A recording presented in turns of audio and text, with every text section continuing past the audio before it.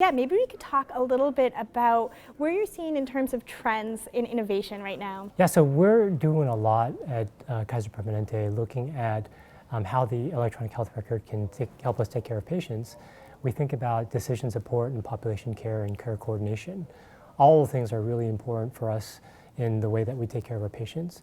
And so, for example, with care coordination, we have patients that sometimes come in to see me as a primary care physician, but sometimes don't come in very often to see me. And they might see their orthopedic surgeon because of a knee problem that they have. And so I've had patients who are due for certain screening tests like a mammogram.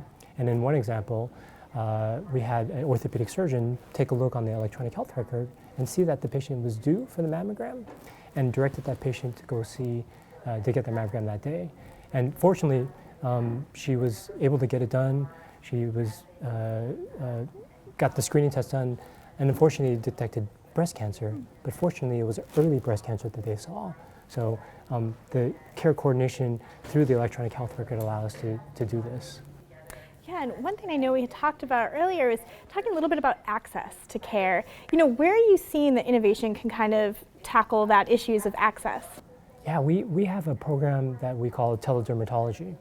There's a shortage of dermatologists across the nation.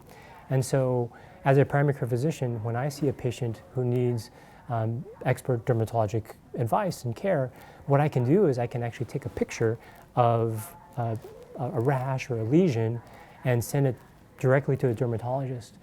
Quite often, within minutes, I have the response from the dermatologist saying, well, there's nothing to worry about, or hey, this needs further care, and expert for a dermatologist to actually come in to see the patient, or we can use this cream or keep an eye on it. And so when traditionally I would have to put a referral to see a dermatologist, which sometimes could take days to weeks, I can get a response from a dermatologist and have that access to the dermatologist within seconds and minutes. Yeah, and I'm interested in talking about this physician-facing technologies. There's so much data coming in, right? We have like Fitbits, we have all these data points coming in. What does it look like in terms of, you know, how are you helping physicians integrate this into their workflow, and how are you helping different data points come in and integrate? Yeah, there is so much data out there right now, and I think a lot of physicians can potentially feel overwhelmed by the amount of data that's coming in. So what we do is that we curate the data so that we can display for them what's the most important information for the physician to see, what's actually actionable for them to see, and so that we're not overflowing the physician's in-basket. So examples of this could include what we're doing with remote patient monitoring around blood pressure monitoring and glucose monitoring. And so we have programs in place to take that data, to go through a program and say, if this person's blood pressure is high, we need to make adjustments to the medication. And so we have program managers working with our physicians to allow patients to get this convenient care, but also increase the quality of care that we're delivering. Now, what technologies are you most excited about coming down the pipeline? There's a lot going on with technology and medicine.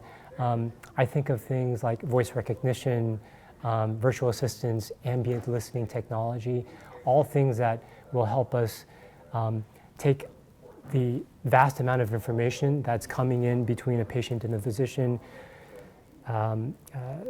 incorporating that into our chart, and also allowing physicians to extract the pieces of information that are inside the chart and draw it out so that they can make the best decisions for the patients.